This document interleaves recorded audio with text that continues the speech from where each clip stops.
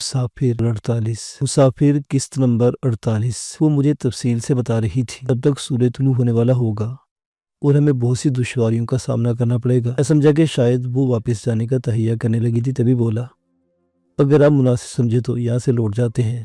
صبح دم میں اور سخی محمد یا پیا جی اس مشن پر نکلیں گے اور مغبیان کو برآمد کر کے آپ کے پاس لے آئیں گے۔ اس نے سختی سے نفی میں سر ہلائے بولی، نہیں شہریار، تم نہیں جانتے کہ وہ دونوں کون ہیں۔ میں چاہتی ہوں کہ کسی کو بھی یہ علم نہ ہو کہ وہ دونوں کون ہیں، اور جب تک میں انہیں کمینے پیرو ماچھی کے چنگل سے رہا نہیں کرا لیتی چین سے نہیں بیٹھ سکتی۔ مجھے اندازہ تھا کہ وہ دونوں اس کے نزدیک بہت زیادہ اہمیت کے حامل تھے۔ بڈھے نے اسے چندو قرار دیا تھا، میڈم نے اسے بابا اور اس کی بیوی کو اماں کہا تھا۔ زیادہ قیاس یہی تھا کہ بڈھا میڈم کا باپ تھا، جبکہ اغوا کی جانے والی بڑھیا اور بچہ اس کی ماں اور بھائی تھے۔ چونکہ ہمارے ہاں خالہ پھوپھی وغیرہ کو بھی اماں کہا جاتا تھا، اس لیے ابھی تک کوئی یقین سے نہیں کہہ سکتا تھا کہ وہ اس کے کون تھے۔ یہ کہہ سکتا تھا کہ وہ میڈم کو بہت پیارے تھے، تبھی وہ رات کے اس پہر اس خوفناک علاقے کی خاک چھاننے پر کمر بستہ تھی۔ اوکے میڈم، آپ بہتر جانتی ہیں۔ تم یہ سوچو کہ پیرو ماچھی کی ان دونوں سے کوئی دشمنی نہیں ہے۔ ان دونوں کی خاطر بھری دنیا میں کوئی 20 سے 30 ہزار روپے بھی تاوان میں دینے کو تیار نہیں ہوگا۔ پھر اس بے غیرت نے انہیں اغوا کیوں کیا؟ میں نے غلط سمجھا تھا کہ اس کا ارادہ متزلزل ہو گیا تھا۔ اصل بات یہ تھی کہ اس سے یہ الجھن سلجھائی نہیں جا رہی تھی۔ میں نے پوچھا، کوئی زمین جائیداد کا تنازع تو نہیں ہے؟ وہ بولی، نہیں، یہ زمین بھی بابا کی نہیں ہے، وہ مزارے ہے۔ آج فصل پر کاشت کرتا ہے اور بکریاں چرا کر پیٹ پالتا ہے۔ اس نے ایک طویل سانس سینے میں اتاری اور بولی، سگریٹ بھی نہیں ہے، پی لیتی تو ذرا دماغ کی رگیں کھل جاتی۔ تمہیں یہی خامیاں شہریار، تم سگریٹ پیا کرو۔ ہمیں کہہ رہی تھی کہ اس بوڑھی عورت اور بچے کو پیرو ماچھی نے کیوں اغوا کیا ہوگا؟ مجھے ان کی آوازیں کیوں سنائی گئی تھیں؟ یعنی میرے کسی دشمن نے پیرو ماچھی کو ٹوکن دیا ہے؟ میں نے اس بات میں سر ہلایا۔ دکھائی تو ایسا ہی دیتا ہے۔ اس نے ڈیش بورڈ پر پڑا موبائل فون اٹھایا، کوئی بٹن دبا کر سکرین روشن کی دیکھا، پھر مایوسی آمیز انداز میں سر ہلاتے ہوئے بولی، سوچا تھا کہ اس مخصوص نمبر پر کال بیک کروں، شاید رابطہ ہو جائے، مگر افسوس یہاں سگنلز نہیں ہیں۔ میں نے اس کے آدھے روشن چہرے پر نگاہ ڈالی اور کہا، میرا خیال ہے کہ ہمیں پیرو ماچھی کے ڈیرے پر دھاوا بولنا چاہیے۔ وہاں کوئی ایسا شخص مل سکتا ہے جو ہماری الجھن دور کر دے اور بتا دے کہ پیرو ماچھی نے کس کے کہنے پر یہ قدم اٹھایا ہے، جو ہم دریا پار کرنے کے عذاب میں پڑے بغیر اس کے پیچھے جائیں گے جس نے اماں اور سیمو کو اغوا کرایا ہے۔ کیا خیال ہے؟ اس نے عجیب سی نظروں سے مجھے دیکھا، زیر لب کہا، اماں اور سیمو، پھر ایک طویل سانس کھینچی۔ اسے ننے جھٹکوں سے خارج کرتے ہوئے بولی، قسمت کو آزمانے میں کوئی حرج نہیں۔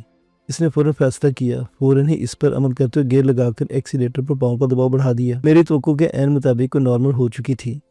سیٹی بجانے کے انداز میں ہونٹ سکیل کر بیٹھی ڈرائیونگ کے ساتھ ساتھ ذہن کو دوڑا رہی تھی، کچھ سوچ رہی تھی۔ اچانک بولی، تمہارے پاس کتنی گولیاں ہیں؟ میں نے کہا، چند ایک، یہ برسٹ مارنا پڑا تھا۔ دوسری گن میں، میرا اشارہ لوٹی ہوئی گن کی طرف ہے، وہ فل ہے، فالتو راؤنڈز بھی ہیں۔ میں نے بتایا، آپ پیرو ماچھی کے ڈیرے اس جگہ گاڑی چھپا کر رک جائیں، آگے میں اکیلا جاؤں گا اور معلومات حاصل کر لاؤں گا۔ کیوں؟ اس نے چونک کر میری طرف رخ کیا۔ ایسے وقت میں گاڑی کو ایک زوردار جھٹکا لگا۔ اس نے جلدی سے سامنے دیکھا اور اسٹیئرنگ وہیل کو دائیں جانب گھما دیا۔ اگر اسے لمحہ بھر کی تاخیر ہو جاتی تو گاڑی کیچڑ بھرے گڑھے میں دھنس چکی ہوتی۔ دوسری مرتبہ اس نے میری طرف دیکھنے کی غلطی نہیں کی اور کہا، کیا تم یہ چاہتے ہو کہ میں تمہارے ساتھ ڈیرے پر نہ جاؤں؟ جی میڈم، یہ اکیلے آدمی کا کام ہے، یعنی میں آگ کے اس دہکتے ہوئے دریا میں تمہیں جھونک دوں اور خود بالکل محفوظ رہوں، ہے یہی سمجھ لیں۔ میں نے گول مول جواب دیا، گولی تو تمہیں بھی لگ سکتی ہے، کہ تم اپنے آپ کو اس طریقے سے محفوظ رکھنا نہیں چاہو گے جو طریقہ تم نے میرے لیے تجویز کیا ہے۔ اس کے لہجے کی کارڈ نے مجھے چکا دیا، یعنی ہم دونوں گولی کے ڈر سے یہیں گاڑی روک کر بیٹھے رہیں۔ میڈم، سردی بہت ہے، دریائی علاقے میں ہوا نم ہوتی ہے جس کی وجہ سے سردی بعض اوقات خطرناک حد تک بڑھ جاتی ہے۔ یہ تجربہ آپ کو کچھ دیر پہلے ہوا تھا، آپ کا چہرہ سرخ ہو گیا تھا۔ میں دیہاتی ہوں، سردی کو برداشت کر سکتا ہوں، اس لیے میں نے آپ کو گاڑی میں رکنے کا مشورہ دیا تھا۔ راستہ بہت پرپیچ اور دشوار ہو گیا تھا۔ ٹریکٹروں اور ریڑھیوں کی آمد و رفت کی وجہ سے چکنی زمین پر نالیوں کسی 2 لائنیں جھاڑیوں کے بیچ سے گزر رہی تھی جن پر ہم چل رہے تھے۔ کانا اور لائی کی ٹہنیاں گاڑی کی باڈی سے ٹکرا کر عجیب آوازیں پیدا کر رہی تھیں۔ کیچڑ اور پھسلن کی وجہ سے میڈم نے گاڑی کی رفتار خاصی کم کر رکھی تھی۔ پھر 4 وہیل لیور دبا کر کیچڑ سے گاڑی نکالتے ہوئے بولی، شہریار، انسان کبھی باہر کی سردی سے نہیں مرتا، جب بھی مرتا ہے اپنے اندر اترنے والی سردی یا گرمی سے مرتا ہے۔ میں نے کوئی جواب نہیں دیا۔ اس نے سلسلہ کلام جاری رکھا، جس طرح مرغی کو لپسٹک لگانا ہاتھی کو گود میں بٹھانا مشکل ہوتا ہے، ایسے ہی دل کی دنیا کو آباد رکھنا مشکل ہوتا ہے۔ دل کبھی چاند تو کبھی سورج مانگتا ہے، فلک کے شہزادوں کو اس کی مٹھی میں اتارنا پڑتا ہے یا بہلا پھسلا کر دھیان بدلنا پڑتا ہے، ورنہ جینے نہیں دیتا۔ وہ شاید راستہ بھول گئی تھی، تبھی چونک کر بریک لگا کر ارد گرد دیکھنے لگی۔ اس راستے سے کئی راستے نکلتے تھے، اس نے باتوں میں دھیان نہیں رکھا تھا اور بھٹک گئی تھی۔ بڑبڑائی، اب کیا کروں؟ گاڑی اس وقت بلند ٹیلا نما جگہ پر رکی ہوئی تھی۔ اس نے دروازہ کھولا اور نیچے اتر گئی۔ چند قدم دور جا کر رک گئی۔ میں نے بھی سیٹ چھوڑ دی اور گن سنبھالتا ہوا اس کے پاس پہنچ گیا۔ سرد ہوا کے تھپیڑوں نے چند لمحوں میں بدن کو سن کر دیا تھا۔ یہ علاقہ چھوٹی بڑی مختلف ٹکڑیوں میں بٹا ہوا تھا، کہیں پاہی کا جوہر، کہیں جھنگی، کہیں اونچے درختوں پر مشتمل گھنے جنگل کا ٹیلا نما خطہ، تو کہیں چٹیل ریتلا میدان۔ ہم ایک پہاڑی نما ٹیلے پر کھڑے تھے جس کے درمیان سے راستہ گزرتا تھا اور اسے دو برابر گنبدوں میں تقسیم کر دیتا تھا۔ ہوا کم و بیش 20 کلومیٹر فی گھنٹہ کی رفتار سے گزر رہی تھی۔ دریا کی طرف سے آنے کی بدولت بے حد ٹھنڈی تھی۔ میڈم ٹیلے کے اوپر کھڑی تھی، ایک طرف ہاتھ اٹھا کر بولی، وہاں دریا کے پار جھوک اللہ یار کا پتن ہے، اس عید میں آگے روہیلا والی بستی ہے، اس طرف وہ مشکل 5-7 کلومیٹر کے فاصلے پر خان گڑھ واقع ہے۔ ہم نے اسی جانب جانا ہے، مگر پہلے جانا ضروری ہے۔ مجھے اب سمجھ نہیں آ رہی کہ وہ ادھر ہے یا ادھر، بھول گئی۔ میں نے دریا کی جانب نظر دوڑائی۔ اندھیرے کی گود میں ایک بل کھاتی سفید لکیر دکھائی دے رہی تھی۔ ٹیڑے میڑے کناروں والا گھنے جنگل پر مشتمل ایک جزیرہ بھی دکھائی دے رہا تھا۔ میرے اور جنگل کے بیچ ایک بڑی سی جھیل حائل تھی، اسے مقامی زبان میں ڈھنڈ کہا جاتا تھا۔ شکاری ایسی جگہوں پر جال لگا کر مچھلیاں پکڑتے تھے۔ میرے جسم پر کپکپی طاری ہونے لگی۔ میں نے کہا، میڈم گاڑی میں چلیں، سردی بہت ہے۔ تھوڑی دیر پہلے تو تمہیں سردی نہیں لگ رہی تھی، تب تو تم چھتے پھلانگتے پھرتے تھے۔ اس کے لہجے میں طنز تھا۔ تب میں ایکشن میں تھا۔ میں نے خفت سے کہا، ہم تو بھی حالت جنگ میں ہیں۔ وہ میری طرف پوش کیے کھڑی تھی اور ادھر ادھر دیکھنے لگی جدھر سے ہم آئے تھے، پھر ایڑیوں کے بل گھومی اور تیزی سے گاڑی کی طرف بڑھی۔ شاید اسے منزل کا کوئی کلو مل گیا تھا۔ ہمارا سفر پھر شروع ہو گیا۔ ہم دریا کے بہاؤ کے الٹے رخ چل رہے تھے۔ 20 کلومیٹر چلنے کے بعد میڈم نے دائیں ہاتھ ٹرن لیا۔ اس طرف راستہ نہیں تھا۔ وہ بڑی مہارت سے ایک ننھے سے ڈھنڈ کے کنارے پر ڈرائیو کر رہی تھی۔ کیچڑ کی وجہ سے گاڑی متعدد بار پھسل کر ڈھنڈ کے پانی کی طرف لپکی، مگر اس نے کمال مستعدی سے سنبھل کر گاڑی کو پانی میں گرنے سے بچا لیا۔ میں نے تحسین آمیز نظروں سے دیکھا اور کہا، میڈم مجھے لگتا ہے جیسے آپ نے اس علاقے کی گرداوری کر رکھی ہو۔ وہ مسکرائی، پھر ہنسنے لگی، بولی، واہ شہریار، کیا تشبیہ دی ہے تم نے، میں نے واقعی اس علاقے کو اچھی طرح کھنگال رکھا ہے۔ مجھے تعجب ہوا، پوچھا، سحر کی غرض سے؟ اس نے مبہم جواب دیا، یہی سمجھ لو۔ ان جنگلوں میں جانور بھی ہوتے ہیں؟ ہاں، ڈاکوں کے علاوہ بھیڑیے، سور، گیدڑ اور جنگلی بلے، سنا ہے کہ ہرن بھی ہوتے ہیں، مگر میں نے آج تک اس علاقے میں کوئی ہرن نہیں دیکھا ہے۔ کیا یہ آپ کا آبائی علاقہ ہے؟ وہ مسکرائی، کچھ کہتے کہتے رک گئی، بولی، تم جو پوچھنا چاہتے مناسب وقت آنے پر از خود بتا دوں گی۔ میں نے خفت سے کہا، ایسی کوئی بات نہیں، میں تو بس ایسے ہی پوچھ بیٹھا۔ ڈھنڈ ختم ہو گیا، جنگل شروع ہو گیا۔ 10-15 میٹر کے بعد لینڈ کروزر گزرنے کے لیے جگہ بھی معدوم ہو گئی۔ گھنے درختوں اور بیچ میں اگی ہوئی خاردار جھاڑیوں میں انسان کے گزرنے کا راستہ دکھائی نہیں دیتا تھا۔ گاڑی کہاں سے گزرتی؟ میڈم نے بتیاں گول کی، میں بریک کا لیور کھینچا اور نیچے اترتے ہوئے مجھے دونوں گنے اٹھا لینے کا حکم دیا۔ میرے نکلنے اور دروازہ بند کرنے کے بعد وہ چند قدم جنگلی کیکر کے گھنے جھنڈ تک پہنچ چکی تھی۔ باہر تیز یخبستہ ہوا بدن کو چیر رہی تھی۔ جھنڈ کے اندر ہوا نہیں تھی، مگر خون کو منجمد کرنے والے خون کی استقبال کے لیے میری یادابک یہاں تنگ اور دشوار گزار راستہ ہونا چاہیے تھا جس پر سے گاڑی گزر جاتی، جبکہ یہاں تو پیدل چلنا مشکل ثابت ہو رہا تھا۔ میں بھول گئی ہوں۔ وہ متذبذب انداز میں بولی، تھوڑا آگے تک جاتے ہیں، شاید کچھ یاد آ جائے۔ جنگلی کیکر کی آکٹوپس کی طرح پھیلی ہوئی خاردار ٹہنیوں سے بچ کر چلتے ہوئے مشکل چند قدم ہی بڑے تھے کہ اچانک کانوں میں گاڑی کے انجن کے گھر گھرانے کی آواز پڑی۔ پلٹ کر دیکھا، دریا کی جانب بلند خامہ درختوں پر ہیڈ لائٹس کی روشنی تھرک رہی تھی۔ میڈم کے لبوں سے بے ساختہ پھوٹا، اس وقت یہاں کون آ سکتا ہے؟ میرا خیال ہے کہ پونڈے والی سڑک پر سے کوئی گاڑی اس طرف آ رہی ہے۔ میڈم نے تفہیمی انداز میں سر ہلایا۔ ہم دونوں ٹھہر گئے۔ کچھ دیر میں ہیڈ لائٹس کی لہراتی روشنی دھند پڑ گئی۔ میڈم بولے، جو بھی ادھر آ رہا ہے ہمیں کہیں چھپنا ہوگا۔ میں نے چہار اطراف نگاہ دوڑائی۔ باجانب 20 قدم دور گھنی جھاڑیاں دکھائی دی، چھپنے کے لیے نہایت موزوں جگہ تھی۔ میں نے میڈم کو بتایا، اس نے جس بھری اور ننھے سے گڑے کو عبور کرتے اس طرف بھاگی۔ میں نے تقلید کی۔ کانٹوں کی بدولت جھاڑیوں تک پہنچنا محال تھا، جیسے تیسے پہنچے۔ میں نے میڈم کا ہاتھ پکڑ کر روک دیا، کہا، پہلے مجھے جانے دیجیے، ہو سکتا ہے جھاڑی میں کوئی سانپ یا جنگلی جانور چھپا ہو۔ اس نے میرا ہاتھ جھٹک دیا اور سخت لہجے میں کہا، فضول باتیں مت کرو، میرے پیچھے آؤ۔ یہ بات یاد رکھا کرو کہ میں کوئی دودھ پیتی بچی نہیں ہوں۔ دم بخود رہ گیا۔ سمجھ میں آیا کہ میں نے کچھ زیادہ ہی مہر و خلوص کا مظاہرہ کر دیا تھا۔ اس کا کہنا بجا تھا کہ وہ بچی نہیں تھی اور نہ کوئی گھریلو عورت ہی تھی کہ میں اس کے ساتھ ایسا برتاؤ کرتا۔ اس نے ٹہنیوں کو ہٹا کر راستہ بنایا اور سر جھکا کر گھس گئی۔ میں اس کے عقب میں تھا۔ دل میں شکر کیا کہ وہ جھاڑیاں خاردار نہیں تھی، ورنہ بہت مشکل پیش آتی۔ ایسے ہی وقت میں فضا میں گھر گھراہٹ کی آواز سے گونج اٹھی۔ صاف پتہ چل رہا تھا کہ گاڑیوں کی تعداد زیادہ تھی، شاید 3 یا 4۔ اتنی رات کے اس طرف کوئی نہیں آتا تھا۔ جو بھی آیا تھا وہ کسی نیک ارادے سے نہیں آیا تھا۔ ہم جھاڑیوں کے کلب میں 10-12 فٹ تک اندر گھس کر رک گئے۔ کان لگائے۔ میرے اندازے کے مطابق آنے والی گاڑیاں لینڈ کروزر کے قریب آن رکی تھیں۔ ان کی ہیڈ لائٹس کی روشنی عین اسی جگہ پڑ رہی تھی جہاں کچھ دیر پہلے ہم موجود تھے۔ چند دروازوں کے کھلنے اور بند ہونے کی آوازیں ابھری۔ محسوس ہوا جیسے ایک سے زیادہ لوگ لینڈ کروزر کو معائنہ کرنے میں مصروف ہو گئے ہیں۔ جھاڑیاں بہت گھنی تھیں۔ کوشش کے باوجود ہم کچھ نہ دیکھ پائے۔ جہاں ہم کھڑے تھے وہاں دبیز اندھیرا تھا۔ باہر روشنی تھی، ہم تک صرف روشنی کا احساس پہنچ رہا تھا۔ میں نیچے بیٹھ کر جھاڑیوں کے بیچ سے جھانکنے کی کوشش کرنے لگا، مگر کامیابی نہ ہوئی۔ میڈم میرے عقب میں مجھ سے جڑ کر بیٹھ گئی۔ سرگوشی میں بولی، کچھ بھی نظر نہیں آ رہا۔ میرا خیال ہے کہ یہ لوگ ہمارے تعاقب میں یہاں آئے ہیں۔ نہیں، وہ پورے وثوق سے بولی۔ ہاں، یہ ہو سکتا ہے کہ فائرنگ کی آواز سن کر کسی نے پولیس کو مطلع کر دیا ہو اور پولیس ادھر آ نکلی ہو۔ نہیں میڈم، میں نے دھیمی آواز میں کہا، اگر ایسا ہوتا تو یہ لوگ بڈھے کے مکان تک آتے، ادھر تک ہمارا پیچھا نہ کرتے، کیونکہ انہوں نے ہمیں اس طرف آتے نے دیکھا ہوگا۔ ہم فائرنگ کے بعد کچھ دیر تک دتے مارچی سے پوچھ گچھ کرتے رہے تھے اور سڑک پر آنے تک ہم نے کسی گاڑی کی آواز نہیں سنی تھی۔ پھر کس طرح ان لوگوں نے اتنے کم وقت میں مکان کا جائزہ لے لیا، یہ بھی طے کر لیا کہ ہم اس طرف آئے ہیں اور ہمارے یہاں رکنے کے چند ہی لمحوں بعد یہاں پہنچ گئے؟ نہیں، ایسا عملی طور پر ناممکن ہے۔ وہ بولی، ہو سکتا ہے کہ ایسا ہی ہوا ہو، مگر یہ ہماری پولیس ہے، واردات کے دوسرے دن موقع پر ملاحظہ کرنے پہنچتی ہے، مجرموں تک کبھی نہیں پہنچتی۔ مجرم اس تک پہنچتے ہیں۔ تم ٹھیک کہتے ہو۔ بیرو ماچھی بھی نہیں ہو سکتا کیونکہ وہ دریا پار گیا ہوا ہے۔ ویسے بھی اس کی آدھی سے زیادہ نفری ہلاک ہو گئی ہے۔ دتے ماچھی کے بعد اس کے بعد 2 آدمی بچے ہیں، جبکہ یہ زیادہ لوگ معلوم ہوتے ہیں۔ پھر یہ لوگ کون ہو سکتے ہیں؟ وہ متردد ہو گئی۔ میں کچھ کہنا چاہتا تھا کہ جب میرے کانوں میں ایک پاٹدار آواز پڑی، اوے ادھر دیکھ، کوئی جھنگی میں چھپا ہوا نہ ہو۔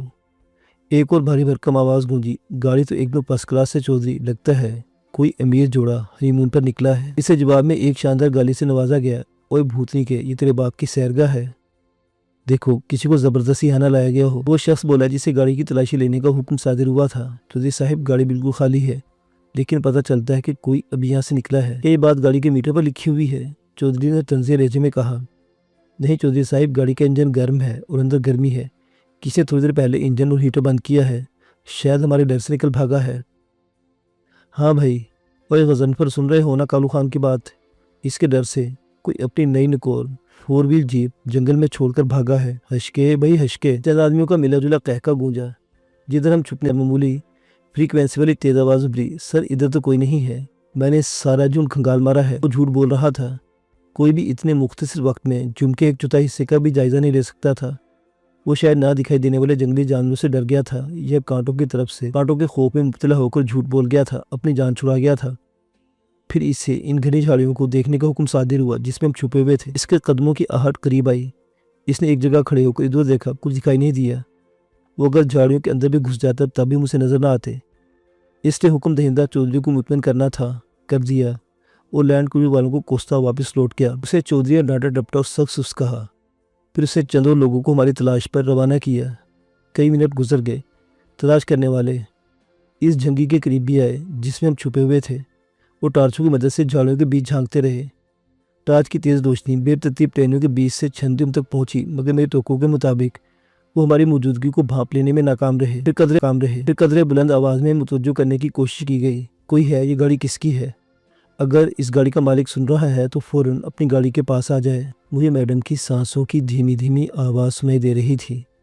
اس نے اپنے جسم کا آدھا بوجھ بھی مجھ پر ڈال رکھا تھا۔ بولی، مجھے تو یہ پولیس والے لگتے ہیں۔ میں نے جواباً سرگوشی کی، شاید۔ ایسے میں ایک دروازہ کھلا، بند ہوا، اور ہماری لینڈ کروزر کے انجن کی سٹارٹ ہونے کی آواز سنائی دی۔ چونکہ آنے والوں نے اپنی گاڑی کے انجن سٹارٹ رکھے تھے، اس لیے ہمیں فوراً پتہ چل گیا کہ انہوں نے ہماری لینڈ کروزر ہی سٹارٹ کی تھی۔ میڈم گھبرا کر بولی، یہ کیا؟ ان لوگوں نے ہماری گاڑی کیوں سٹارٹ کر دی؟ میں نے حیرت سے کہا، تو کیا آپ گاڑی کی چابی اگنیشن میں چھوڑ آئی تھی؟ ہاں، یہ غلطی مجھ سے ہو گئی ہے۔ ایک بھرائی ہوئی کرخت آواز سنائی دی، امانت، تم اس گاڑی میں ہمارے پیچھے پیچھے چلے آؤ، نہیں بلکہ ہمارے درمیان میں چلو۔ واپسی پر اسے تھانے لے چلیں گے، جس کی ہوگی آ کر لے جائے گا۔ امانت بولا صاحب یہ جیپ کسی بڑے آدمی کی لگتی ہے، یہ نہ ہو کو لینے کے دینے پڑ جائے۔ بکواس نہ کرو، بڑا آدمی اس وقت جنگل میں اپنی زوجہ محترمہ کو ڈانس کی ٹریننگ دلانے لائے گا؟ ابھی بھولنے کی مجھے لگتا ہے کہ پیرو گینگ اسے شہر سے چوری کر کے لایا ہے۔ یاد رکھو کہ ہم نے اس گاڑی کو بڑی مشکل سے خطرناک ڈاکوں سے چھینا ہے اسے۔ پر چودھری صاحب زیادہ ٹاٹا نہ کر، جو کہنا وہ کر، وقت کم ہے، یہ نہ ہو کہ پیرو گینگ فرار ہونے میں کامیاب ہو جائے اور ڈی ایس پی صاحب ہماری کھال کھچوا دے۔ چودھری سے بری طرح ڈانٹ دیا۔ ایک ساتھ کئی دروازے بند ہوئے اور آن کے آن میں کسی سخت مزاج ڈی ایس پی کے اختیاراتی پلاس سے اپنی کھال بچانے والے ہماری گاڑی لے کر چلتے بنے۔ میڈم نے گھبرائے انداز میں کہا، اب کیا ہوگا؟ میرے پاس اس سوال کا جواب نہیں تھا۔ ہم دونوں آگے پیچھے چلتے ہوئے جھنگی سے باہر نکلے۔ جھنگ میں سردی زیادہ تھی، تبھی ہم دونوں ہاتھ رگڑ کر ہاتھوں کو حرارت پہنچا رہے تھے۔ دیکھا میدان صاف ہو چکا تھا۔ وہ ڈھلوان خالی تھی جس پر میڈم نے لینڈ کروزر کھڑی کی تھی۔ کوئی ایک فرلانگ کے فاصلے پر گھر کی دوسری جانب گاڑیوں کی قطار جاتی دکھائی دی۔ ان کی ٹیل لائٹس کو دیکھ کے پتہ چلتا تھا کہ ہماری لینڈ کروزر سمیت ان کی تعداد 6 تھی۔ ایک موڑ کاٹتے ہوئے آگے جانے والی گاڑی پچھلی گاڑیوں کے ہیڈ لائٹس کی روشنی میں چند لمحوں کے لیے نہائی۔ پتہ چلا کہ وہ سبھی پولیس کی موبائل وین تھی۔ ان کی گفتگو سے ہمیں علم ہوا کہ وہ پیرو گینگ پر ریڈ کرنے جا رہے تھے۔ ریڈ کا انجام کیا ہونا تھا یہ پولیس کی پیشہ ورانہ کارکردگی کو دیکھ کر قبل از وقت طے کیا جا سکتا تھا۔ میڈم نے زور سے زمین پر پاؤں مارا اور بے حد غصے سے بولی، شٹ، ان کمینوں کو بھی اس وقت ادھر آنا تھا۔ میرا جی چاہتا کہ ان سب کو ایک ہی برس میں ڈھیر کر دوں۔ گاڑیوں کی قطار کچھ فاصلے پر دریا کی مخالفی سمجھ جاتے ہوئے جنگل میں گھس کر ہماری نظروں سے اوجھل ہو گئی۔ میڈم نے اپنے دونوں ہاتھ کوٹ کی جیبوں میں ڈالے برہمی سے بولی، میں اگر راستہ نہ بھول جاتی تو ہم ان لوگوں سے پہلے پیرو ماچھی کے ڈیرے پر پہنچ جاتے اور اپنا کام کر کے وہاں سے نکل جاتے، مگر افسوس سارا کیا کرایا خو کھاتے پڑ گیا ہے، میں نے دلی میں کہا، اور پولیس کے نرجے میں آ کر پیرو ماچھی کے ساتھی قرار پا کر بھون دیے جاتے۔ ہم دونوں ڈنڈ کے کنارے گاڑیوں کے ٹائروں سے بنے ہوئے لکیروں پر متوازن چل رہے تھے۔ ہمارا رخ اسی جنگل کی طرف تھا جس میں گاڑیاں داخل ہوئی تھی۔ میں نے کہا، میڈم میرا خیال ہے ہم کچھ دیر میں ڈیرے پر پہنچ جائیں گے۔ اس نے میرے ہاتھ سے ایک گن پکڑتے ہوئے کہا، 10-15 منٹ لگ جائیں گے۔ اس نے کوٹ کی جیبوں میں ہاتھ ڈال رکھے تھے جس کی وجہ سے وہ گرم تھے، گن ٹھنڈی تھی۔ تبھی اس کے منہ سے ایک کلمہ حیرت نکل گیا، اوف، یہ تو برف کی مانی ٹھنڈی ہے۔ ڈھنڈ کے ٹھنڈے پانی سے ٹکرا کر اٹھنے والی ہوا یخ بستہ تھی۔ تھوڑی دیر میں ہم باقاعدہ طور پر کپ کپانے لگے، ہماری آوازیں بھی لرزنے لگیں۔ میڈم بولی، تم نے ٹھیک کہا تھا، یہاں بہت زیادہ سردی ہے۔ یخ بستہ ہوا بدن کے پار ہو رہی تھی۔ عجیب بات تھی کہ جب ہم بڈھے کے کچے گھر میں اچھل کود کر رہے تھے ہمیں سردی کا مطلق احساس نہیں ہوا تھا۔ میں نے کنکیوں سے برابر چلتی میڈم کو دیکھا۔ مجھے سردار حیدر خان کے بیلے والی حویلی یاد آ گئی جہاں سے رات کو گئے نکلا تھا اور جلدی میں کوئی گرم کپڑا یا سلائی یا سردی سے بچاؤ کے کچھ بھی اٹھا نہیں پایا تھا۔ حویلی سے نہر کے پل تک طے کی جانے والی مسافت کو میں شاید عمر بھر نہیں بھول پاؤں گا۔ وہی غلطی میں نے دہرائی تھی۔ سلطان سے چلتے میں نے سردی کا کوئی اپا نہیں کیا تھا۔ میڈم نے چونکہ خاصا گرم سوٹ اور کوٹ پہن رکھا تھا، اسے سردی کے اس جان کا محاذ پر اس کی حالت مجھ سے بہتر تھی۔ اسے اس بات کا احساس ہو گیا تھا، تبھی اس نے میرے ہاتھ سے گن پکڑ لی تھی۔ اس سے یہ فائدہ ہوا کہ میں اپنا ایک ہاتھ سائیڈ والی جیب میں ڈال چاند ایک سیاہ میں چھپنے لگا تھا۔ ماحول پر چھائی ہوئی چاندنی ماند پڑنے لگی تھی اور اندھیرا بتدریج گہرا ہونے لگا تھا۔ ہماری رفتار کم نہیں تھی، مگر راستے کی ناہمواری، پھسلن کا احتمال اور راستے سے علمی کے باعث ہمیں چلنے میں دشواری پیش آ رہی تھی۔ دائیں جانب چکنی مٹی تھی، بائیں ہاتھ ریتلا میدان تھا۔ ہم دونوں سرحدی پٹی پر چل رہے تھے جب میڈم نے مجھ سے کہا، شہریار، چکنی مٹی اگر گیلی ہو تو اس پہ چلنا محال ہو جاتا ہے۔ ایک لمحے کے لیے توجہ بٹنے سے چلنے والا سر کے بل زمین پر آن گرتا ہے۔ میں دیکھ رہی کہ تم خاصی لاپرواہی سے چل رہے ہو، مجھے خدشہ ہے کہ گر جاؤ گے۔ اچانک اس کا پاؤں کیچڑ میں پڑا اور وہ پھسل کر دھپ کی آواز کے ساتھ زمین پر گر گئی۔ اس کے ہاتھ سے گن چھوٹ گئی۔ پھسل کر گرنا بڑا عجیب حادثہ ہوتا ہے، بجائے ہمدردی کے اظہار کے دیکھنے والوں کے لبوں پر قہقہ مچل جاتا ہے۔ میں نے بمشکل اپنی ہنسی ضبط کی۔ مجھے اس کی ناراضی کا اندیشہ تھا، مگر اسے کوئی جھجک نہیں تھی۔ اسے وہ بجائے برہم یا شرمندہ ہونے کے ایک دم کھل کھلا کر ہنس پڑی۔ اس پر گزشتہ طویل دورانیے سے گہری سوگوات کیفیت تاری تھی جس سے اس نے آخرکار نجات حاصل کر لی تھی۔ میں اسے اٹھانے کے لیے آگے بڑھا، اسے ہاتھ اٹھا کر روک دیا اور جلدی سے کھڑی ہو گئی۔ میں نے پوچھا، میڈم چوٹ تو نہیں لگی؟ وہ ہنستے ہوئے نفی میں سر ہلانے لگی۔ میں نے تعجب کے پوچھا، آپ ہنس کیوں رہی ہیں؟ وہ بولی، اصولوں تو تمہیں ایسا ہونا چاہیے تھا، تم نے نہیں کیا، میں نے سوچا میں کر لوں، کسی ایک کو تو ہنسنا چاہیے نا۔ اپنے کیچڑ میں لتھڑے ہوئے ہاتھوں کو پھیلا کر دیکھنے لگی۔ کولوں کے بل گرنے کی وجہ سے پینٹ کا عقبی حصہ بھی کیچڑ زدہ ہو گیا تھا۔ اپنے آپ کا جائزہ لینے کے بعد بولی، سوٹ کا ستیہ ناش ہو گیا ہے۔ پھر کندھے چکا کر بولی، خیر تمہیں تنبیہ کر رہی تھی، خود ہی گر گئی۔ ایسا ہوتا رہتا ہے، چلو۔ میں نے اس کی گن اٹھا کر کندھے سے لٹکا لی اور چل پڑا۔ وہ جوگنگ کے انداز میں دوڑتی میرے برابر پہنچی بولی، شہریار ہم تھوڑی دیر میں پیرو ماچھی کے ڈیرے پر پہنچ جائیں گے، جہاں پولیس کی بڑی نفری ہماری استقبال کے لیے موجود ہوگی۔ کہ تم نے یہ سوچا ہے کہ ہم ان سے اپنی گاڑی کس طرح حاصل کریں گے؟ میں نے کہا، آپ بہتر جانتی ہیں۔ اس نے منہ بنا کر مجھے دیکھا، ایک ذرا توقع کے بعد تفکر امیز لہجے میں بولی، ہمارے پاس یہاں موجودگی کا جواز نہیں، کوئی معقول سا جھوٹ تراشو ورنہ وہ ہماری گاڑی نہیں دیں گے۔ یہ بھی بڑی مصیبت ہے کہ یہاں سگنلز بھی نہیں، جس کی وجہ سے فون پر کسی سے رابطہ نہیں کیا جا سکتا۔ وہ درست کہہ رہی تھی۔ دیتے ماچھی کی بہم پہنچائی معلومات کے مطابق ڈیرے پر صرف ایک آدمی موجود تھا۔ اب اس تک رسائی ممکن نہیں رہی تھی، کیونکہ پولیس ہمیں اپنے حصار میں لے کر اندر جانے نہیں دے گی۔ اگر ہم چھپ چھپا کر ڈیرے میں داخل ہونے میں کامیاب ہو بھی جاتے ہیں تو پھر ہمیں پولیس کی اندھا دھند فائرنگ میں باہر نکلنے کا موقع نہیں ملنا تھا۔ ایسی حالت میں بہتر یہی تھا کہ ہم اپنی گاڑی کا فکر کرتے۔ میں نے جیب میں ہاتھ ڈالا، مال غنیمت کے علاوہ بھی چند نوٹ موجود تھے مگر کم تھے۔ ان نوٹوں سے کسی وردی پوش کو خریدنا محال تھا۔ ایک مصیبت یہ تھی کہ مجھے پولیس سے مکاؤ کا بھی عملی تجربہ کبھی نہیں ہوا تھا۔ بہت سوچا مگر کوئی معقول بہانہ سجائی نہیں دیا تو میں نے مایوسانہ انداز میں سر ہلاتے ہوئے کہا، میرا خیال ہے کہ ہم پولیس کو مطمئن کرنے کے لیے کوئی جواز پیش نہیں کر سکتے۔ اسی اثناء میں ہم سطح زمین سے 8-10 فٹ بلند واقع خضرو جنگل میں داخل ہو گئے۔ دو متوازی نالیوں والا راستہ جنگل میں بل کھا کر یوں غائب ہو رہا تھا جیسے سانپ لہرا کر بل میں گھس جاتا ہے۔ میڈم نے بے ساختگی سے کہا، ہاں یہیں پیرو ماچھی کے ڈیرے پر جاتا ہے۔ میں نے اس جن کی طرف جانے کی غلطی کی تھی۔ اس کی بات ادھوری رہ گئی۔ ایک تیز چیختی آواز ہمارے کانوں میں پڑی۔ کوئی اہلکار مائکرو فون پر مقامی زبان میں اعلان کر رہا تھا، پولیس نے ڈیرے کا گھیراؤ کر لیا ہے، چاروں طرف نفری کی تعینات ہو چکی ہے، بھاگنے کا کوئی راستہ نہیں ہے، اس لیے جو لوگ بھی ڈیرے کے اندر موجود ہیں اپنے ہاتھ سروں پر رکھ کر باہر آ جائیں ورنہ انہیں پورے انجام تک پہنچا دیا جائے گا۔ ہم دونوں نے ایک دوسرے کو دیکھا اور رک گئے۔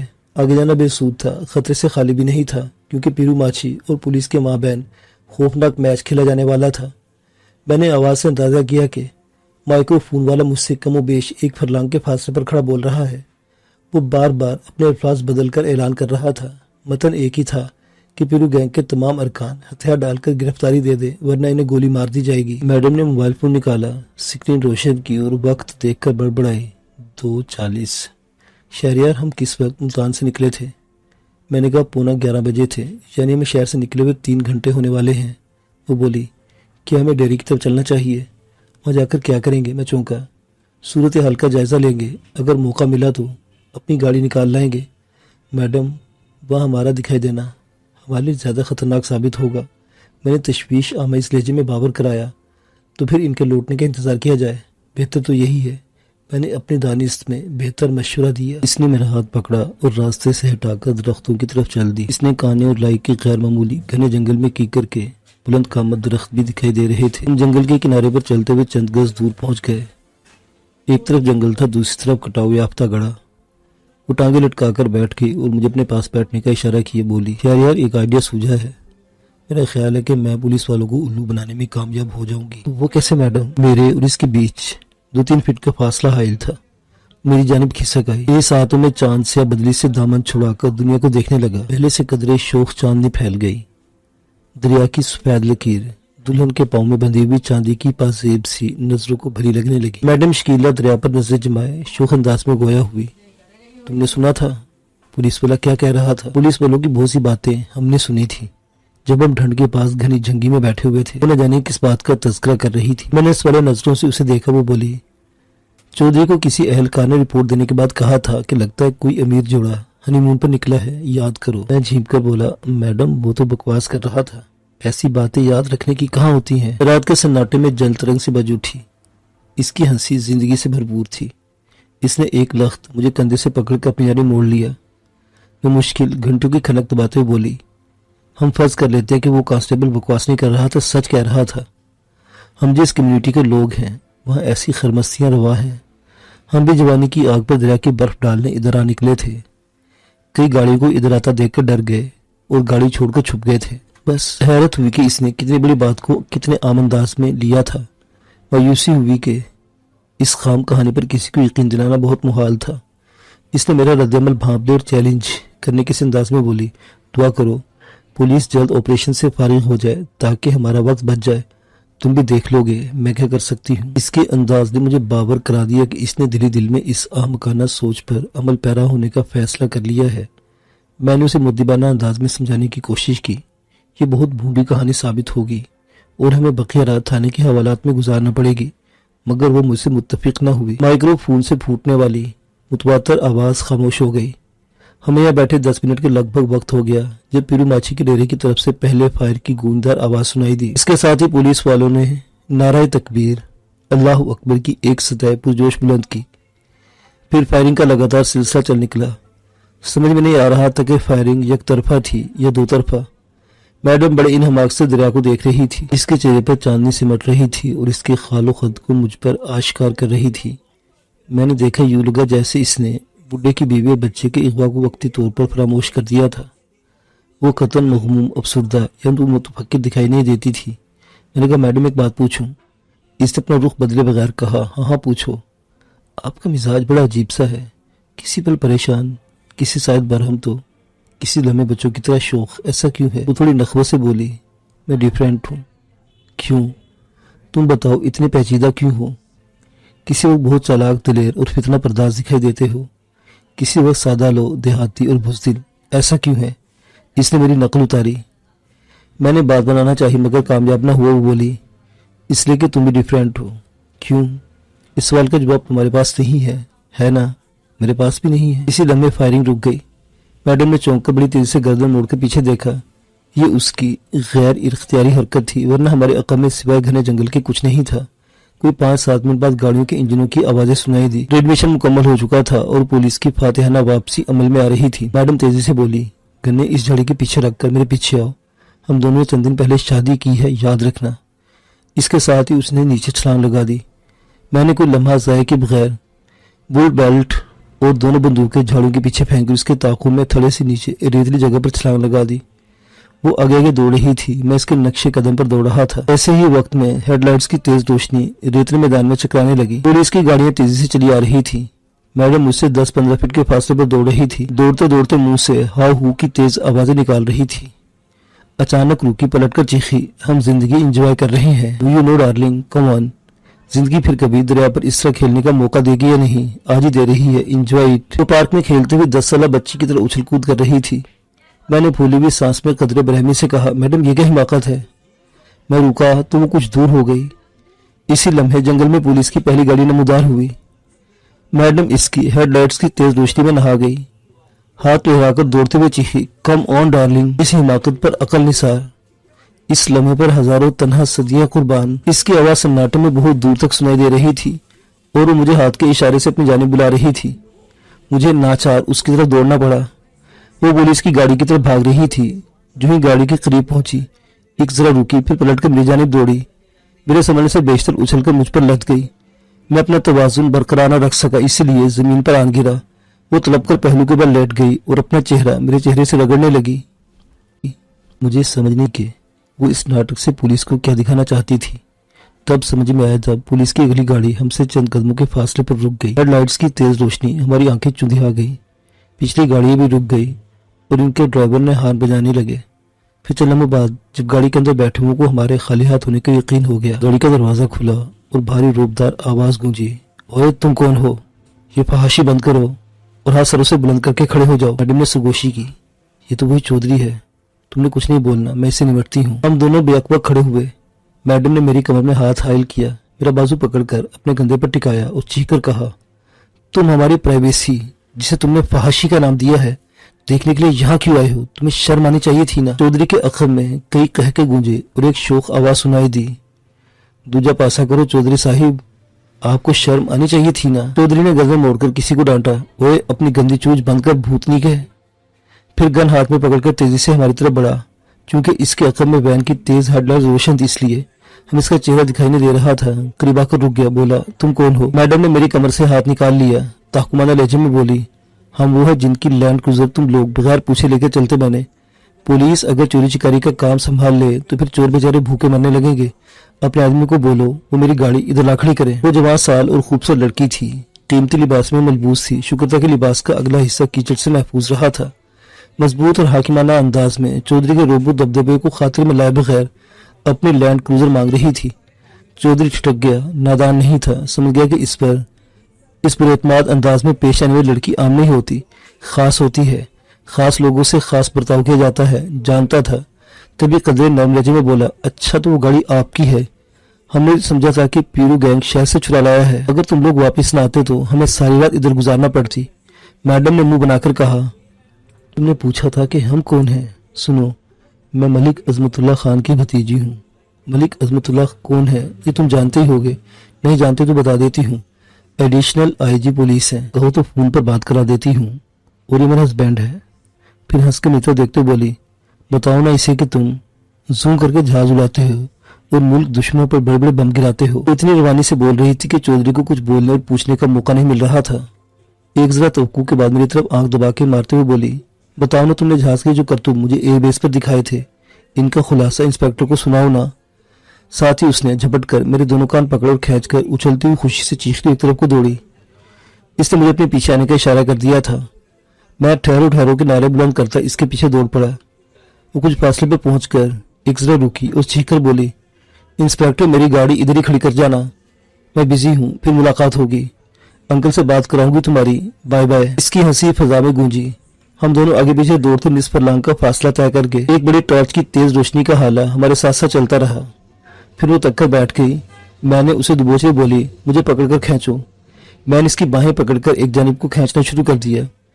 वो बुलंद आवाज में चीखी, पुलिस हेल्प मी, पुलिस मुझे मेरे शोहर से बचाओ, बचाओ हेल्प मी। इसकी आवाज सन्नाटे में बाज़गश्त पैदा करने लगी। अजीब माहौल बना हुआ था। ऐसे वक्त में टॉर्च की थिरकती हुई रोशनी ने हमें आजाद करते हुए खुल खेलने का मौका अनायत कर दिया।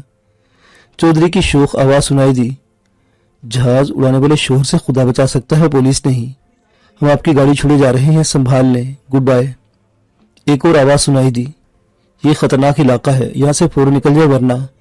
मैंने मैडम के हाथ छोड़ दिए। वो दरे रेत पर घुटनों के बल खड़ी हो गई। चीखती हुई आवाज में बोली, तुम्हें हमारा इतना ही फिक्र है तो 2-4 सिपाही भी बंदूकों समेत यहाँ छोड़ जाओ, हम इन्हें अल्लाह सुब थाने पहुंचा देंगे। इसे कोई जवाब मौसूल नहीं हुआ। कतार की सूरत में खड़ी हुई गाड़ी में हरकत पैदा हुई। लैंड क्रूजर सबसे पीछे थी। इसमें से 2 सिपाही निकलकर अगले डाले में सवार हुए और सभी गाड़ी रेंगने लगी। फिर गुर्राते हुए ढंड की तरफ मुड़ गई। आहिस्तगी से मैडम के सामने जा खड़ा हुआ, फिर उसके मुकाबले घुटनों के बल रेत पर बैठ गया। इसका चेहरा चांदनी में चमक रहा था। मैंने उसके दोनों हाथ थाम लिए और तहसीन अमेज अंदाज में बोला, मैडम आपको समझना बहुत मुश्किल है, आप वाकई डिफरेंट हैं। इसने चेहरा उठाया, आसूदगी से आंखें बंद की और कमान की तरफ पीछे को दोहरी हो गई। अगर मैं इसके हाथों पर अपनी ग्रिप्स मजबूत न कर लेता तो वो गिर गई होती। उसे संभाल और खींच कर सीधा करना चाहा तो वो एक झटके से मेरे सीने से आन टकराई। अपने हाथ छुड़ाकर मुझसे लिपट गई और मेरे सीने पर आहिस्तगी से गाल रगड़ते हुए बोली, मैंने कितने नंबर हासिल किए हैं? मेरे लबों से बेसाख्ता निकला, 100/100। और फिर गैर मुद्दों को जुर्रत का मुजाहरा करते उसे अपनी बाहों के हिसार में लेकर जोर से भींच लिया। इसकी भींची भींची आवाज उभरी, थोड़ा और, मेरे बाजू के आसाब खींच दो ना। इसने अपने बंद आंखों वाला चेहरा ऊपर उठाया और होले से खांसी। मैंने अपने सूखते होंठ इसकी पिशानी पर सब्त कर दिए।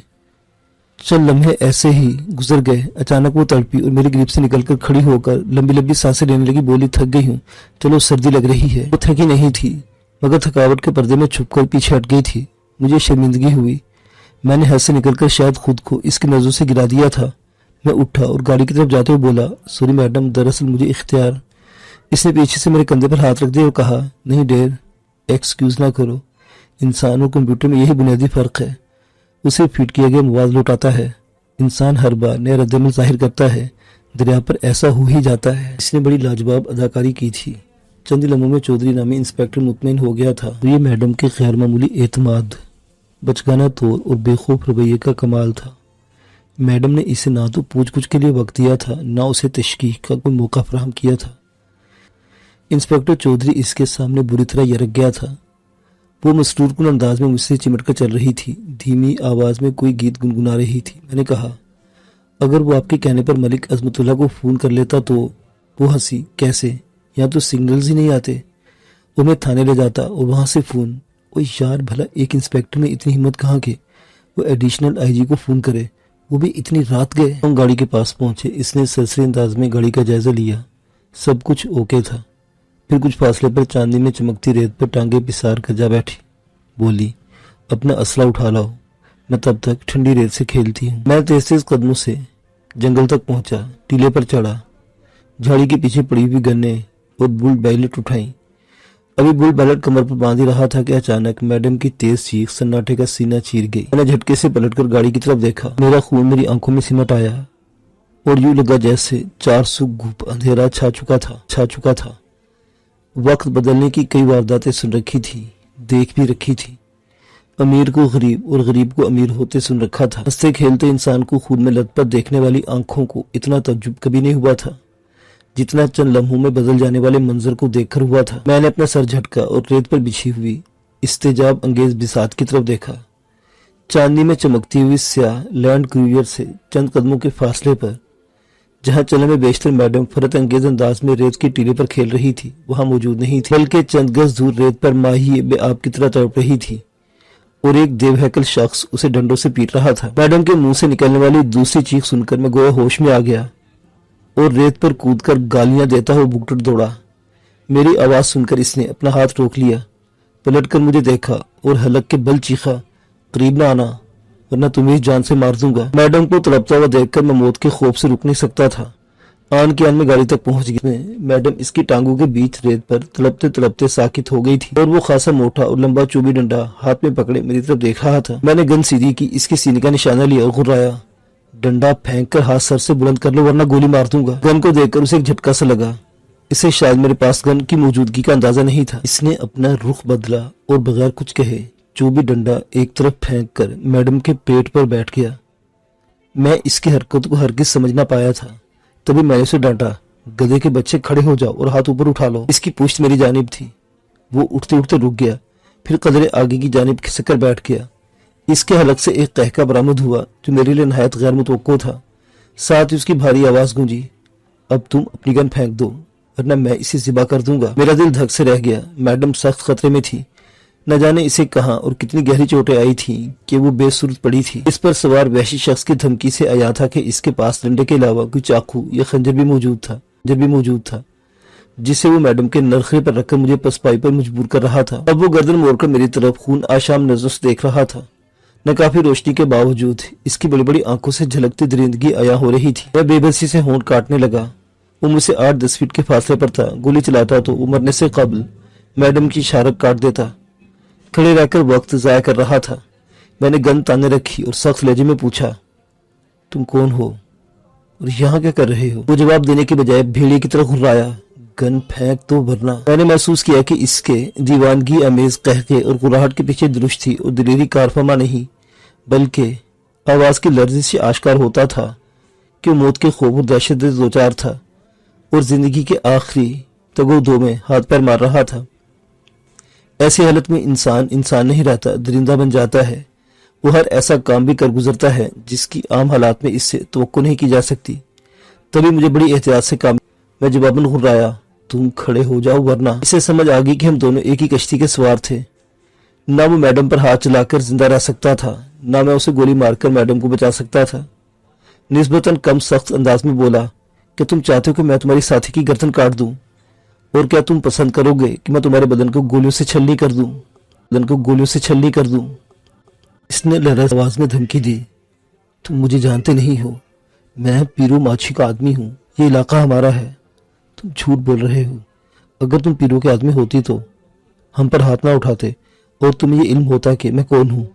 कौन हो तुम?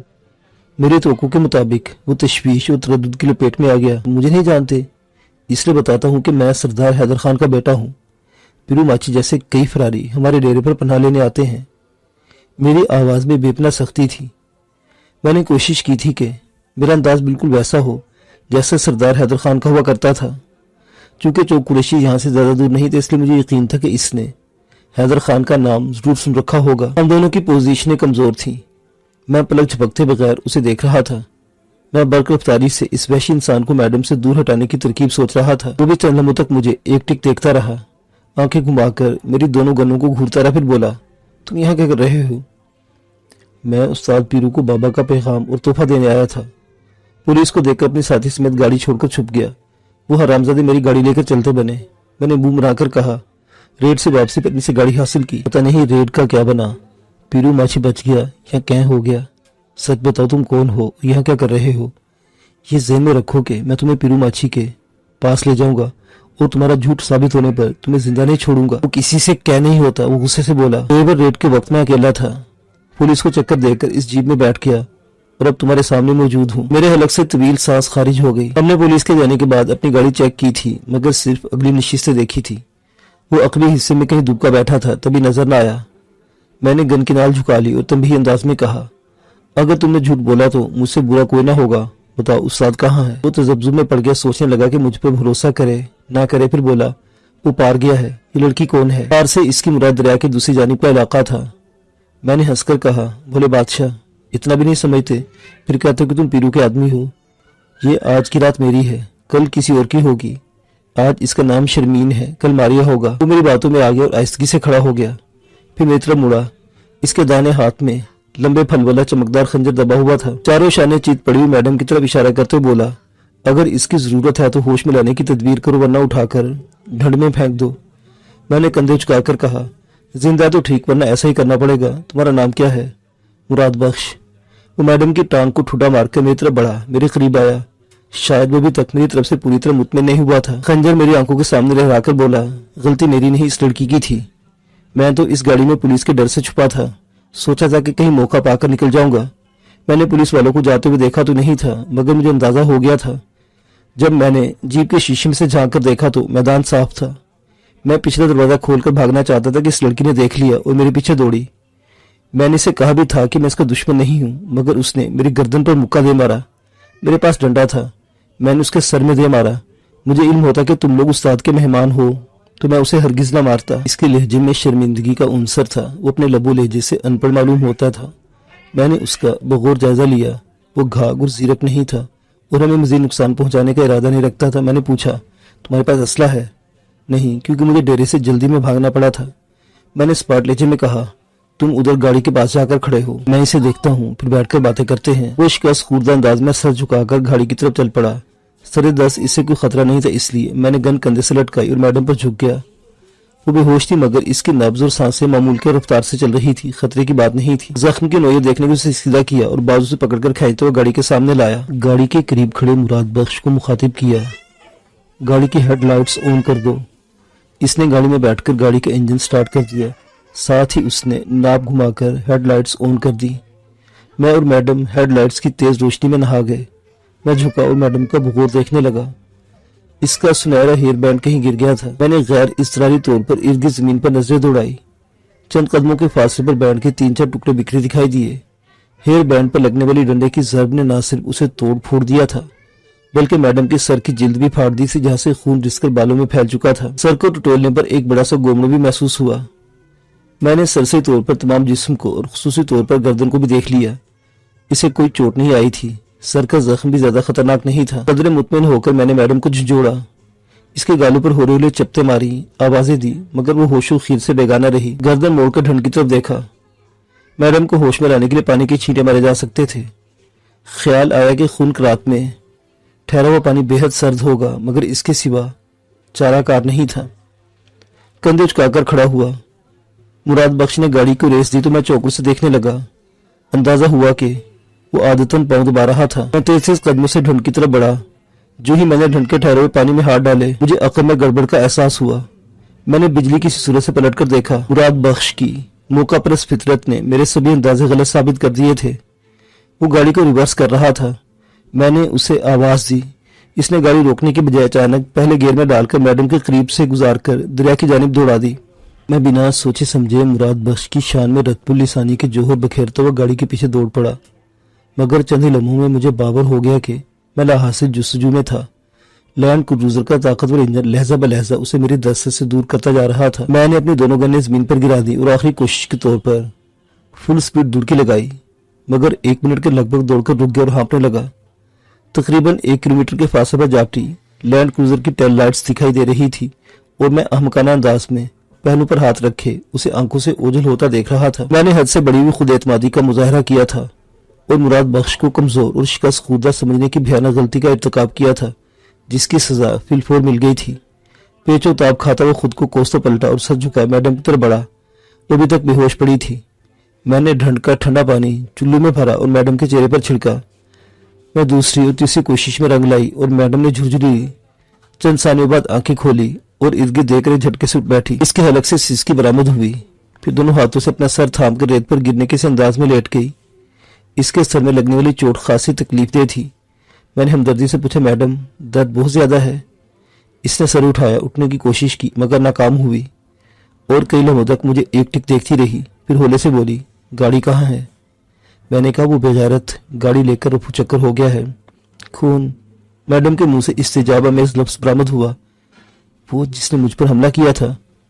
मैंने जी कहा तो इसने अपने दोनों हाथ रेत पर टिकाकर आहिस्ता से खड़ा होने की कोशिश की मगर गिरा कर रह गई। मैंने देखा कि फर्ज तकलीफ से इसके होंठ सख्ती से भिजे हुए थे। मैंने सहारा देकर उठाने की कोशिश की। वो बदिक्कत तमाम बैठने के काबिल हुई थी। इसने बड़ी सख्ती से मेरा बाजू थाम रखा था, फिर अपने सर को उंगलियों से टटोल कर बोली, खून रिस रहा है। कमबख्त ने पूरी कुव्वत से डंडा दे मारा था, पर खैर बच गई, यही काफी है। मगर वो गाड़ी लेकर भाग कैसे गया? मैंने उसे अपनी हिमाकत से आगाह किया तो गुस्से से बोली, शहरिया तुम्हारे पास 2 लोडेड गनें मौजूद थी, तुम गाड़ी का टायर ब्रस्ट कर देते। ओ माय गॉड, मुझे तुमसे तवक्को नहीं थी। मैंने निजामत से कहा, दरअसल आपको बेहोश देखकर मैं घबरा गया था और दुरुस्त फैसला करने के काबिल नहीं रहा था। वो चंद लम्हों तक खामोशी से मुझे देखती रही। इसका चेहरा चांदनी में जगमगा रहा था, जिस पर तकलीफ को जब्त करने के वाज़े असरात सब थे। अलबत्ता आंखें में तासुर थी। फिर अचानक मुस्कुराकर बोली, तुम्हें पिया जी ने यह सबक नहीं दिया था कि हमारी जिंदगी में किसी पर भरोसा करना नाकाबिले माफी जुर्म है? मेरा सर झुक गया। जी मैडम, इसने बताया था, मगर छोड़ो, ये बताओ कि वो हरामजादा किस तरफ गया है? वो होंठ काटते हुए बोली कि पीरू माछी की डेयरी की तरफ गया है। मैंने हाथ का इशारा किया, नहीं। वो इस सीध में जाकर मेरी नजरों से ओझल हो गया। मैंने उसे खड़ा करने की कोशिश की मगर वो खुद को संभाल न सकी और मेरी बाहों में लुढ़क गई। सर्दी से कपकपाती आवाज में बोली, मुझे थोड़ी देर यहीं पड़ा रहने दो। रेत बहुत ठंडी थी। शुक्र था कि इसका लिबास खासा मोटा और गर्म था, वरना इतनी देर रेत पर पड़ा रहने की वजह से उसे अब तक निमोनिया हो चुका होता। वो सर थाम कर जमीन पर बैठ गई, फिर मेरी गोद में गिर गई। मैंने उसे संभाला दिया, फिर अपनी कमीज का अगला पल्लू खींचकर गोला सा बनाया और इसके सर के जख्म पर रख दिया। कपड़े के उस नन्हे से गोले पर मुंह रखकर फूंके मारने लगा। इस अमल से हल्की सी हरारत पैदा हुई। बोली, सुकून आ रहा है, लगे रहो। मारने का अमल मुसलसल जारी रखा। वो खासियत तक संभल के बोली, जिस सर्दी लग रही है, हवा बहुत ठंडी और बदन से आर पार गुजरती महसूस हो रही है। क्या मैं आपको उस झुंगी में ले जाऊं जहां पुलिस के आने से कुछ देर के लिए छुपे थे? वो यकीनन वहां हवा नहीं लगेगी। हाँ, तुम मुझे वहां छोड़कर उस खबीस के पीछे जाओ और उससे गाड़ी छीन लाओ। वो कराही। मैंने परेशान होकर कहा, मैडम मैं उस तक कैसे पहुंचूंगा? वो इतनी देर में कई मील दूर जा चुका होगा। तो क्या हम रात ही बैठकर गुजार देंगे? वो कदरे गुस्से से बोली, अगर उस तक पहुंचना मुमकिन नहीं तो फिर पीरू माछी के डेरे पर जाओ। हो सकता है वहाँ कोई गाड़ी खड़ी हो या मोटरसाइकिल जिस पर हम आगे या पीछे का सफर तय कर सके। मैंने तफहीमी अंदाज में सरेर पूछा, क्या आप चल सकती हैं? वो बोली, नहीं, मुझे उठाकर ले जाओ। मेरे सर में नब्ज के साथ साथ शदीद धमक पड़ रही है। इसने मेरी गोद से अपना सर उठाकर मुझे आजाद किया तो मैं खड़ा हो गया। मैंने दोनों गन्ने अपने कांधों से लटका कर कमर के रुख धकेल दी और मैडम को उठाकर कांधे पर डाल लिया। इसके मुंह से सिसकारियां बरामद होने लगी। इसके जिस्म का भलाई हिस्सा मेरे कंधे पर पड़ा था, जबकि जेरी हिस्सा मेरी बाहों के हिसार में था। ऐसे वक्त जब मैं ढंड के किनारे चलता जंगी की तरफ बढ़ रहा था, मेरे मन में मैडम के खूबसूरत बदन में छुपी क़यामत के लम्स का एहसास बेदार हो गया। जिंदगी तब कीमती और हिजान आमेज महसूस होने लगती है जब ये एहसास पैदा हो जाए कि हम जिंदा। मौत भी तड़कने लगती है जब इंसान बामे अजल पर खड़ा होकर जिंदगी की तरफ पलट कर देखता है। मेरे हाथ कपकपाने लगे। मैडम ने लर्जिश महसूस करनी मुस्तफसर हुई, कि तुम सर्दी के मारे कांपने लगे हो? ऐसा नहीं था, मगर ऐसा जाहिर करने ही में आफियत थी। मैंने कहा, जी मैडम, सर्दी बहुत है। वो बोली, मगर जब से तुमने मुझे उठाया है मुझे सर्दी का एहसास नहीं हो रहा।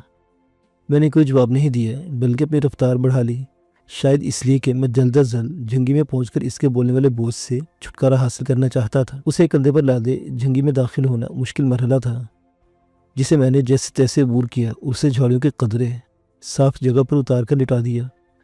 तब मुझे मालूम हुआ कि वो महज बन रही थी, वगरना इतनी लाग़र और जख्मी नहीं थी कि अपने पैरों पर चलकर यहाँ तक ना आ सकती। इसे ज़मीन पर लेटते हंसकर मेरी गर्दन के बाजू हमायल कर दिए। चूँकि मुझे तवक्को नहीं थी, इसलिए अपना तवाज़ुन बरकरार न रख सका और उस पर गिर गया। मैं जिन लम्हों से बचकर गुजरना चाहता था वो अपनी तमाम तर ताबनाकी समेत मेरे मुकाबिल आन खड़े हुए थे। तड़प कर उसकी ग्रीब से निकलना चाहा, मगर इसने मुझे पूरी कुव्वत से भींचते बोली, तुम करीब होते हो तो सर्दी नहीं लगती, दूर जाओगे तो कांपने लगूंगी। मैंने जल्दी से कहा, मुझे जाने दीजिए ताकि मैं गाड़ी का बंदोबस्त कर सकूं। चंद मिनट रुको, फिर चले जाना। मुझे यकीन दिलाओ कि मैं जिंदा हूँ। تم زندہ ہو، کیا خبر کہ تمہارے لوٹنے تک مجھے کوئی سانپ بچھو کاٹ کر ٹھنڈا کر دے۔ میں نے جلدی سے کہا اللہ نہ کرے میڈم ایسی باتیں منہ سے نہ نکالیں۔ کیوں؟ وہ میری گال پر اپنے ہونٹ رگڑتے ہوئے بولی، کیا مجھے موت نہیں آئے گی؟ کیا میں اسی طرح ہمیشہ جوان اور زندہ رہوں گی؟ نہیں، یہاں کوئی بھی مستقل نہیں ہے، کوئی بھی تحاشے ٹھہرنے کا اہل نہیں۔ میں تم سبھی جانے کے لیے ہی تو آئے ہیں۔ اس کی آواز بتدریج مدھم اور خمار آلود ہوتی جا رہی تھی۔ میں نے کہا آپ کا زخم؟ اسے میری بات کاٹی۔ میرا زخم معمولی نوعیت کا ہے، تمہارے قرب کے شوق نے اسے بڑھا دیا تھا، وگرنہ میں اپنے پیروں پر چل کر بھی یہاں تک آ سکتی تھی۔ سچ بہت مزہ آ رہا تھا کہ تم مجھے اٹھا کر یہاں لا رہے تھے۔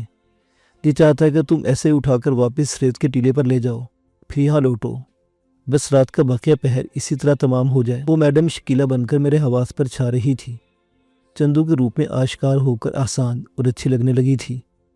بیساکھی کے سارے زندگی کی تھکی ہوئی سانسیں حلق سے اتارنے والے معذور بوڑھے نے مجھے بتا دیا تھا کہ میری میڈم کوئی اپسرائی اور ماورائی مخلوق نہیں تھی، بلکہ اس کی ذات کا خمیر میری ہی طرح کچی مٹی سے اٹھا تھا۔ وہ جھونپڑی سے نکل کر محل اور راج تک پہنچی تھی۔ وہ چندو تھی جس سے وہ بےحد نفرت کرتا تھا۔ جس سے نفرت کی جا سکتی ہو، اس سے محبت کا تعلق بھی استوار کیا جا سکتا ہے۔ میں نے اسے چندو سمجھ کر ہمت کا مظاہرہ کیا اور سر اٹھا کر اس کے ہولائے ہوئے چہرے کو دیکھنے لگا۔ چاندنی جھاڑیوں میں چھن کر آ رہی تھی اور اس کے چہرے پر سفید دائرے بنا رہی تھی۔ میں چند ثانیے تک اسے دیکھتا رہا، پھر اس کے جلتے بجھتے ہونٹوں پر جھک گیا۔ پہلے وہ آگ لگا کر لطف اندوز ہوتی تھی، سانسیں لیتے ہوئے کھلونے سے کھیلتی تھی اور آسودگی جذب کرتی تھی۔